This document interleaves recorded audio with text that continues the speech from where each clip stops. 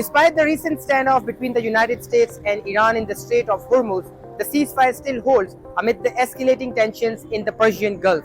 Although the world has seen the highest level hostilities in the US-Iran war since the truce came into effect in April. During a news conference on Tuesday, the US Defense Secretary Pete Hegseth has told reporters that President Donald Trump will make the decision as to when the truce ends, signaling that Washington may be willing to tolerate some Iranian attacks during the push to reopen Hormuz before renewing the war. The Defense Secretary stressed that Washington campaign to pry open the strategic waterway dubbed Project Freedom is not part of the broader US-Israel assault on Iran, codenamed Epic Fury. According to the ship tracking data, more than 24 hours after the start of the US push to break the Iranian blockade in Hormuz, traffic in the strait remains largely at a standstill. But now Iran is making claims to the strait, which is successfully closed shortly after the US-Israel strike on February 28.